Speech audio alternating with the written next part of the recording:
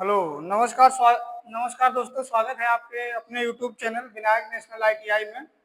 और आज हम करने वाले हैं सीबीटी 1 इलेक्ट्रीशियन फर्स्ट ईयर का ट्रांसफार्मर चैप्टर पढ़ने वाले हैं। ठीक है, तो आइए शुरू करते हैं ट्रांसफार्मर का चैप्टर।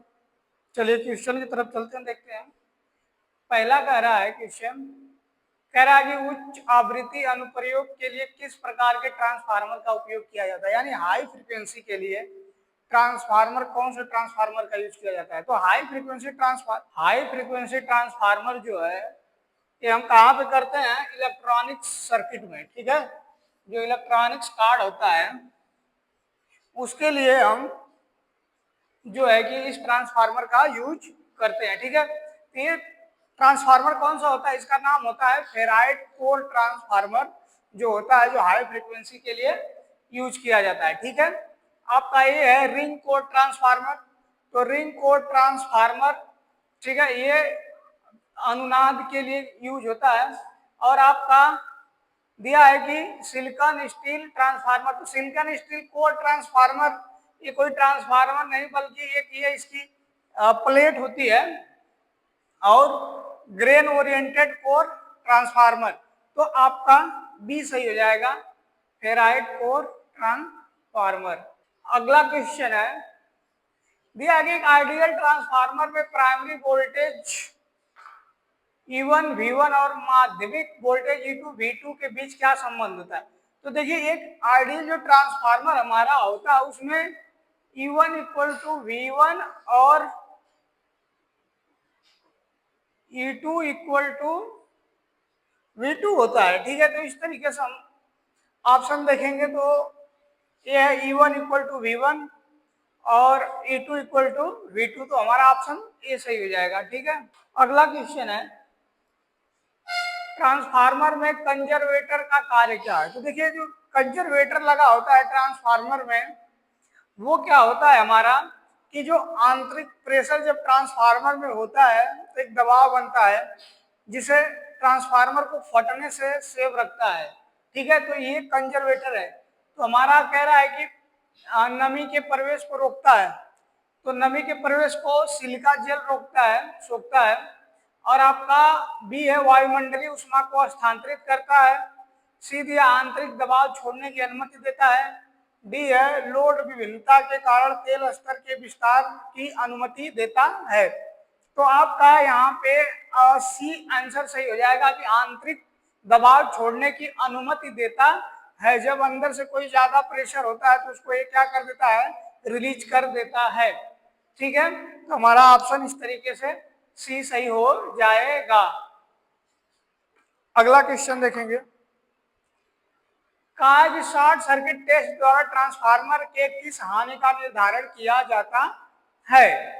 तो दोस्तों मैं बता दूं कि जो हमारे ट्रांसफार्मर में दो तरीके के टेस्ट होते हैं, एक शॉर्ट सर्किट टेस्ट, एक open circuit test. Short circuit test हम किसके लिए करते हैं, कॉपर लॉस को ज्ञात करने के लिए, और open circuit test core loss को ज्ञात करने के लिए किया जाता है। तो यहाँ पे शॉर्ट सर्किट टेस्ट द्वारा पूछा है किस हानि का निर्धारण किया जाता है, तो किसका किया जाता है, कॉपर लॉस का किया जाता है। ऑप्शन ए सही हो जाएगा। चलिए अगला क्वेश्चन कहा है कि ट्रांसफार्मर में वोल्टेज प्रतिशत विनियमन की गणना करें यदि शून्य भार वोल्टेज 240 वोल्ट है और पूर्ण भार वोल्टेज 220 वोल्ट है। ठीक है, तो यहाँ पे वोल्टेज रेगुलेशन का फार्मूला होता है, वोल्टेज रेगुलेशन बराबर नो लोड माइनस के फुल लोड बटे क्या होता है, फुल लोड। ठीक है, इंटू के 100। तो हमारा क्या दिया है कि नो लोड कितना है, ट्रांसफार्मर वोल्टेज विनियमन की घटना शून्य भार वोल्टेज 240 वोल्ट है और पूर्ण भार वोल्टेज 220 है। तो इसका अंतर अगर कर लेंगे तो 240 माइनस के 220 इंटू अपान 240 इंटू के 100, अगर इसको कैलकुलेट कर देंगे तो 9.09% आपका आ जाएगा। तो हमारा आंसर क्या हो जाएगा, डी सही हो जाएगा। 9.09% आपका आंसर हो जाएगा। ठीक है, चलिए अगला क्वेश्चन देखते हैं। कह रहा है कि ट्रांसफार्मर में टुकड़े टुकड़े में कोर का उपयोग करने का क्या उद्देश्य है? तो जो हमारा ट्रांसफार्मर है उसमें जो है कि कोर जो देखते हैं पतली पतली आप खोलेंगे तो लेमिनेटेड करके ट्रांसफार्मर को बनाया जाता है, ना कि एक लोहे का डिजाइन काट दिया जाता है। तो ऐसा हम क्यों करते हैं? क्योंकि ईडी करंट को कम करने के लिए लेमिनेटेड करके बनाते हैं, तो भंवर धारा हानि को कम करना हो जाएगा। ठीक है, hysteresis losses sorry reduce to eddy current loss, भंवर धारा हानि को कम करना। ठीक है, कॉपर हानि को कम करें नहीं, हिस्टेरिसिस हानि को कम करने के लिए आंतरिक क्षति को कम करें नहीं, डी इसका सही हो जाएगा। अगला क्वेश्चन है, कह रहा है ट्रांसफार्मर की शीतलन विधि क्या है? तो देखिए ये नेचुरल एयर कूलिंग दिया गया है, ये ऑटोमेटिक ट्रांसफार्मर अपने से ही ठंडा हो जाता है वायु में। इसका देख पा रहे हैं जो साइड से बैंड नलिका लगी हुई है, इसमें ऑयल जाता है और हवा के माध्यम से ठंडा हो जाता है। तो हम 25 केवीए तक के ट्रांसफार्मर को 25 केवीए तक के ट्रांसफार्मर को नेचुरली कूल कर सकते हैं। ठीक है, तो ये हमारा ऑप्शन यहाँ पर ए सही हो जाएगा। ठीक है, तेल प्राकृतिक ठंडा यानी कि oil natural cooling, option A सही हो जाएगा। ठीक है, चलिए अगला क्वेश्चन देखेंगे। अगला कह रहा है ट्रांसफार्मर से अधिकतम दक्षता प्राप्त करने के लिए क्या शर्त है? तो देखिए वैसे तो ट्रांसफार्मर की एफिशिएंसी हमेशा बहुत ज्यादा होती है, क्योंकि एक स्थैतिक मशीन है, इसमें कोई लॉस नहीं होता है, तो लॉस कम होता है क्योंकि इसमें कोई मूवमेंट का पार्ट नहीं होता है। ठीक है, तो इसके लिए जब हम कॉपर लॉस और लौह हानि और कॉपर हानि बराबर रहेंगे तो उस समय ट्रांसफार्मर की दक्षता मैक्सिमम होती है, तो ऑप्शन सी सही हो जाएगा। अगला है ट्रांसफार्मर में बुक-होल्ड रिले के शीर्ष फ्लोट स्विच का कार्य क्या है? तो बुक-होल्ड रिले के शीर्ष फ्लोट स्विच का क्या है? ये क्या करता है कि ओवर लोड की स्थिति में एक्टिव हो जाता है। क्या हो जाता है? ओवरलोड की स्थिति में एक्टिव हो जाएगा, बी सही हो जाएगा। ठीक है, नमी की उपस्थिति में सक्रिय होगा नहीं, नमी से सिलिका जेल उसके लिए आपका खुले सर्किट की स्थिति में सक्रिय होगा, ओपन सर्किट में काम ही नहीं करेगा। उच्च तापमान की स्थिति में सक्रिय होगा नहीं, टेम्परेचर में भी नहीं होगा, तो आपका ऑप्शन बी सही हो जाएगा। क्वेश्चन कह रहा है कि वर्तमान ट्रांसफार्मर का कोर कम प्रतिघात और कोर कम हानि क्यों कर रहा है? ठीक है, तो ऐसा हम क्यों करते हैं? क्योंकि निरंतर आउटपुट बनाए रखने के लिए। ठीक है, तो आपका बी सही है। अगला क्वेश्चन देखेंगे। कह रहा है कि विभव ट्रांसफार्मर में पढ़ने में त्रुटि को कैसे कम किया जा सकता है? पटलित कोर का उपयोग करके, लंबा चुंबकीय पथ प्रदान करके, उच्च घनत्व सामग्री का उपयोग करना, अच्छी गुणवत्ता वाली कोर सामग्री प्रदान करना। तो देखिए हम लेमिनेटेड कर देंगे तो ट्रांसफार्मर में त्रुटि कम होगी।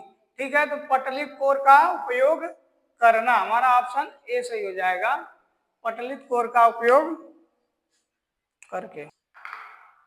देखिए अगला क्वेश्चन कह रहा है कि हाफ लोड टैप बदलने के ऑपरेशन से पहले लोड क्यों काट दिया जाता है? देखिए ऐसा हम इसलिए करते हैं क्योंकि जब हम लोड को काटते हैं तो आप इसलिए करते हैं क्योंकि जो संपर्क बिंदु होता है उसमें क्या होता है, स्पार्क पैदा हो जाएगा। ठीक है, तो बिंदुओं में भारी स्पार्किंग से बचने के लिए, तो हमारा ऑप्शन सी सही हो जाएगा कि संपर्क बिंदुओं पर भारी स्पार्किंग से बचने के लिए। उदासीन बिंदु टेपिंग को विसंजित करने के लिए नहीं, डाइवर्टर के चलते हुए संपर्क को विसंजित करने के लिए नहीं, बाइंडिंग के लिए, विद्युत का अलगाव प्रदान करने के लिए। ठीक है, चलिए अगला देखते हैं।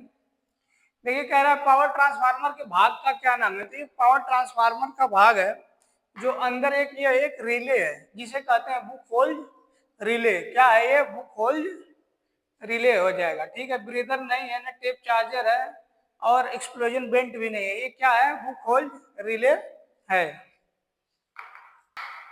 अगला है कि दो ट्रांसफार्मर के समांतर संचालन के लिए कौन सी स्थिति बिल्कुल आवश्यक है? तो देखिए हम ट्रांसफार्मर का पैरेलल कनेक्शन करने में हमको सबसे मोस्ट इंपॉर्टेंट है कि उसकी पोलैरिटी का ध्यान रखा जाए। ठीक है, उसके फेज सीक्वेंस बराबर होना चाहिए, आर वाई बी और आर वाई बी बराबर होना चाहिए। अगर एक भी उल्टा हो गया, आर का वाई में अगर कनेक्शन हो गया तो बहुत जैसे गाड़ी दो आपस में टकराती है धमाका होता है, उसी तरह ट्रांसफार्मर में भी धमाका हो जाएगा। तो इसका बहुत खास ध्यान रखा जाता है। ठीक है, तो हमारा फेज सीक्वेंस का खास ध्यान रखा जाता है, यानी कि फेज सीक्वेंस का कला अनुक्रम। ठीक है, अगला कह रहा है कि बड़े ट्रांसफार्मर में तांबे के नुकसान को कम करने के लिए किस निर्माण तकनीकी का उपयोग किया जाता है। तो तांबे के नुकसान को कम करने के लिए हम क्या करते हैं, पटलित कोर का उपयोग करते हैं। ठीक है, किसका उपयोग करेंगे, पटलित कोर का उपयोग करते हैं। अगला देखिए, ये ट्रांसफार्मर है, पूछा है कि इसका नाम क्या है। देखिए गोल गोल बना हुआ है, पहला वाई कोर ट्रांसफार्मर, बी है आयरन कोर ट्रांसफार्मर, सी है रिंग कोर ट्रांसफार्मर, डी है फेराइट कोर ट्रांसफार्मर। तो ये आपका है रिंग कोर ट्रांसफार्मर। क्या है, रिंग कोर ट्रांसफार्मर है। अगला सवाल है, उच्च वोल्टेज प्रतिष्ठानों को मापने के लिए किस ट्रांसफार्मर का उपयोग किया जाता है। तो उच्च वोल्टेज प्रतिष्ठानों को मापने के लिए आपका पोटेंशियल ट्रांसफार्मर का यूज करते हैं, पल्स ट्रांसफार्मर ट्रिगर करने के लिए यूज किया जाता है, इग्निशन ट्रांसफार्मर इग्नेटर के लिए किया जाता है, और पोटेंशियल ट्रांसफार्मर वोल्टेज को नापने के लिए यूज किया जाता है। ठीक है, तो हमारा ऑप्शन सी सही हो जाएगा, पोटेंशियल ट्रांसफार्मर। अगला क्वेश्चन है कि पावर ट्रांसफार्मर पर लगे हुए ब्रीदर में नमी को कैसे नियंत्रित किया जाता है। ठीक है, तो जो ट्रांसफार्मर में है उस नमी को सोखने के लिए हम सिलिका जेल का लगाते हैं। आप लोगों ने ट्रांसफार्मर में देखा होगा कि एक बाहर से एक ढक्कन रहता है जो कि ट्रांसपेरेंट होता है और उसमें सिलिका जेल भरा होता है जिसका रंग नीला कलर का होता है, और मॉइस्चर सूखने के बाद उसका रंग गुलाबी हो जाता है। तो सिलिका जेल का उपयोग किया जाता है। ठीक है, किसका यूज करते हैं, सिलिका जेल का। देखिए कह रहा है कि ट्रांसफार्मर पर ओपन सर्किट परीक्षण द्वारा किस शक्ति हानि का आकलन किया जाता है। ठीक है, तो ओपन जो है सर्किट के लिए हम कोर लॉस करते हैं, शॉर्ट सर्किट के लिए कॉपर लॉस, ओपन सर्किट के लिए कोर हानि। केवल हिस्टेरिसिस हानि, केवल भंवर धारा हानि नहीं, सी नहीं बल्कि डी सही हो जाएगा, कोर हानि हो जाएगा। ठीक है, क्या हो जाएगा, कोर हानि। देखिए बहुत इंपॉर्टेंट क्वेश्चन है, कह रहा है कि ट्रांसफार्मर में तेल का क्रैकल टेस्ट है किसका निर्धारण होता है। तो क्रैकल टेस्ट हम ट्रांसफार्मर में उसके मॉइस्चर को ज्ञात करने के लिए करते हैं, यानी कि उसमें कितनी ट्रांसफार्मर में नमी है उसको जानते हैं क्रैकल टेस्ट से, तो नमी को ज्ञात करने के लिए। ठीक है, किसको ज्ञात करने के लिए, नमी को। ठीक है, अम्लता नहीं, श्यानता भी नहीं, परावैद्युत शक्ति भी नहीं, बल्कि मॉइस्चर को ज्ञात करने के लिए करते हैं। ठीक है, अगला क्वेश्चन है, पावर ट्रांसफार्मर का कोर बनाने के लिए किस सामग्री का उपयोग किया जाता है। ठीक है, तो देखिए पावर जो है कि ट्रांसफार्मर का कोर बनाने के लिए हम सीआरजी का उपयोग करते हैं, यानी कि कोल्ड रोल्ड ग्रेन ओरिएंटेड का यूज करते हैं, जिसे कहते हैं सीआरजी, जिससे हमारे हिस्टेरिसिस लॉसेस, ईडी करंट कम होता है। तो हमारा ऑप्शन डी सही हो जाएगा, कोल्ड रोल्ड ग्रेन ओरिएंटेड। अगला क्वेश्चन है, कह रहा है इस ट्रांसफार्मर का नाम क्या है। तो देखिए एक सेल टाइप का ट्रांसफार्मर है जिसमें हम बाइंडिंग करते समय कॉपर की बचत होती है, इसलिए इसको सेल टाइप बनाते हैं। तो हमारा हो जाएगा सेल प्रकार का ट्रांसफार्मर हो जाएगा। ठीक है, ऑटो ट्रांसफार्मर में सिंगल वाइंडिंग होती है, कोर ट्रांसफार्मर चरकोन होता है। ठीक है, और आइडियो ट्रांसफार्मर छोटा होता है, और ये आपका सेल है, सेल जैसी इसकी आकृति है, तो इसे कहेंगे सेल प्रकार का ट्रांसफार्मर। अगला क्वेश्चन है, कह रहा है कि पावर ट्रांसफार्मर में विस्फोट में वेंट प्रदान करने का क्या उद्देश्य है। एक ट्रांसफार्मर में आप देखेंगे इस तरीके से ऐसा टोटी नुमा बना रहता है, ऐसे ही बना रहेगा। ठीक है, ट्रांसफार्मर में ये इसी को कहते हैं वेंट, वेंट बोला जाता है, वेंट। ठीक, ये वेंट होता है जो उष्मा, जब उसमें बहुत ज्यादा प्रेशर हो जाता है तो ये फट जाता है और गैस ट्रांसफार्मर से रिलीज हो जाती है, जिससे हमारा ट्रांसफार्मर फटने से बच जाता है। तो क्या हो जाएगा, दबाव रिलीजिंग, दबाव को छोड़ना। कह रहा है कि बिजली ट्रांसफार्मर में वो खोल्ड रिले का क्या कार्य है। तो वो खोल रिले क्या है कि अगर ट्रांसफार्मर ओवरलोड हुआ या शॉर्ट सर्किट हुआ तो उस स्थिति में क्या करता है, सप्लाई को कट कर देता है। तो हमारा ऑप्शन डी सही हो जाएगा कि अतिभार और लघुपतन दोनों से सुरक्षा के लिए। ऑप्शन ए कह रहा है कि उच्च तापमान से सुरक्षा के लिए नहीं होता है, ठीक है। और बी है तेल में प्रवेश करने की नमी से सुरक्षा, तो ये भी नहीं होगा। टैंक में दबाव लोडिंग से सुरक्षा, ये भी नहीं, तो आपका ऑप्शन डी सही हो जाएगा। अगला कह रहा है एक क्यों विभव ट्रांसफार्मर को प्राथमिक पतली तार और बड़ी संख्या में घुमाव के साथ कुंडलित करते हैं। हम ऐसा इसलिए करते हैं ताकि उसका उच्च इंडक्टेंस हो सके, ठीक है, इंडक्टेंस को उच्च करने के लिए करते हैं। तो हमारा हो जाएगा उच्च प्रेरण देने के लिए, ठीक है, उच्च प्रेरण देने के लिए हो जाएगा, ए सही हो जाएगा, ऑप्शन ए सही हो जाएगा। आवश्यक वोल्टेज अनुपात प्राप्त करने के लिए, सी दे रखा है प्राथमिक धारा को नियमित करने के लिए, डी दे रखा है इनपुट और आउटपुट वोल्टेज को स्थिर रखने के लिए। तो आपका ऑप्शन ए सही हो जाएगा। चलिए अगला है, कह रहा है कि वितरण ट्रांसफार्मर सामान्य रूप से डेल्टा में प्राथमिक और स्टार रूप से द्वितीयक रूप में क्यों जुड़े होते हैं। तो देखिए जो आपका पोल माउंटेड सब स्टेशन होता है जो 11 से 415 वोल्ट पे लगा होता है, 11 केवी ऑब्लिक 415 वोल्ट पे जब हम यूज करते हैं तो इसकी प्राइमरी स्टार डेल्टा में रहती है क्योंकि उसमें न्यूट्रल नहीं होता है, और सेकेंडरी वाइंडिंग को स्टार में कनेक्शन करते हैं तो उसमें न्यूट्रल प्राप्त हो जाता है, ठीक है। तो इस तरीके से, ठीक है, तो हमारा हो जाएगा कि क्या दिया है, अतिभार से बचने के लिए, निरंतर वोल्टता बनाए रखिए, ट्रांसफार्मर नुकसान से कम करने के लिए नहीं, बल्कि 3 कला 4 तार प्रणाली वितरण के लिए हो जाएगा। तीसरा चौथा हमारा क्या हो जाएगा, न्यूट्रल हो जाएगा। अगला है कि दो आदर्श वाइंडिंग ट्रांसफार्मर में किस प्रकार का ईएमएफ प्रेरित हो रहा है। तो जो है कि हमारा जो ट्रांसफार्मर है म्यूचुअल इंडक्शन सिद्धांत पे काम करता है, यानी अन्योन प्रेरण पे ट्रांसफार्मर आइडियल है तो काम करता है। तो हमारा ऑप्शन बी सही हो जाएगा, अन्योन प्रेरण, ठीक है। सेल्फ इंड्यूस्ड नहीं होता है, स्टैटिकली इंड्यूस्ड नहीं होता, डायनेमिकली इंड्यूस्ड नहीं होता, यानी हमारा ऑप्शन करेक्ट क्या हो जाएगा, म्यूचुअल इंडक्शन ईएमएफ। दिया है कि एक ट्रांसफार्मर में तांबे के नुकसान का निर्धारण कैसे करेंगे।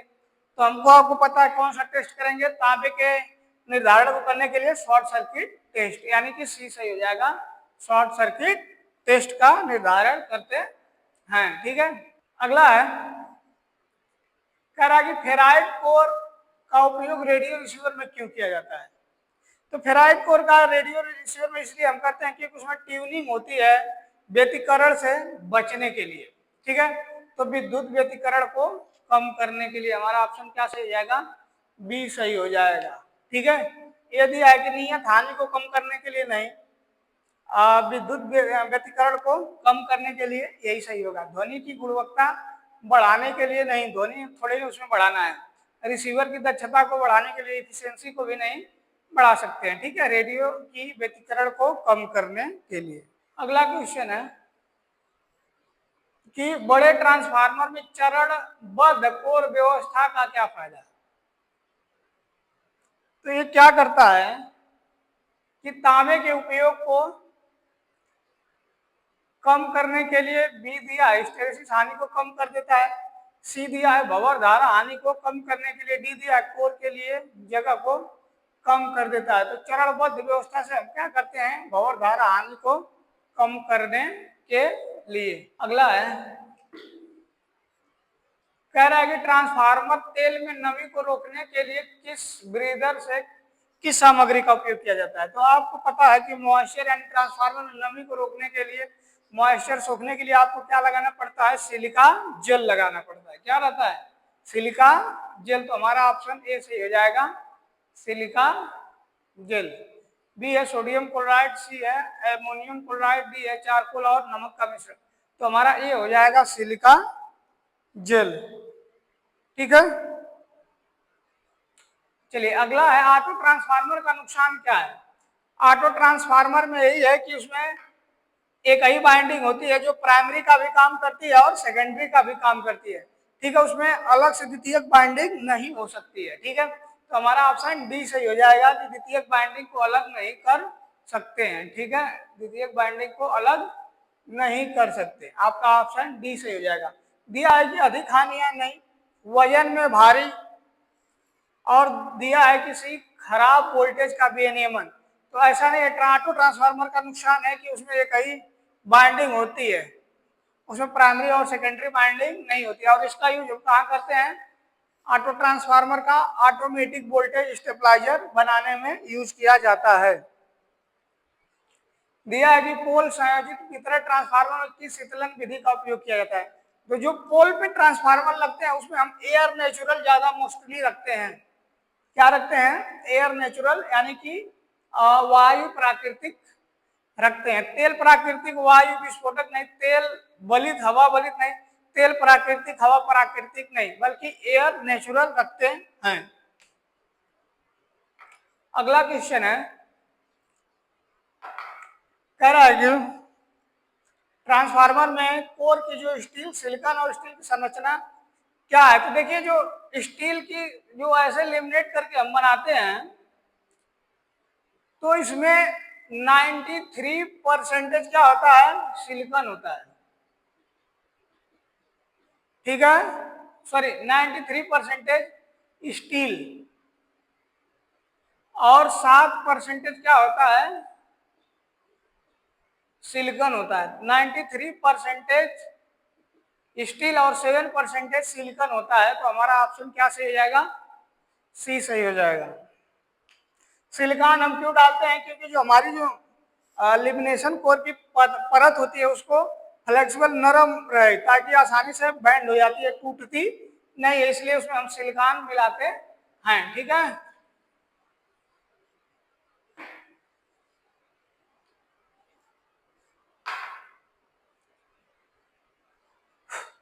अगला है, बिजली ट्रांसफार्मर में टेप चेंजिंग का क्या उद्देश्य। देखिए, टेप चेंजिंग हम इसलिए करते हैं जो कि वोल्टेज को उतार चढ़ाव यानी कम बेसी करने के लिए। तो वितरण में वोल्टेज अनुपात को बदलने के लिए किया जाता है, क्योंकि वोल्टेज को कम बेसी करना है तो उसको बोलते हैं टेप चेंजिंग। इससे वोल्टेज घटता है और बढ़ता है। चलिए, तो आज का ये क्लास आपका ट्रांसफार्मर का कंप्लीट हुआ, जिसके सारे आपने एमसीक्यू देखा, तिम्मी पैटर्न आधारित है।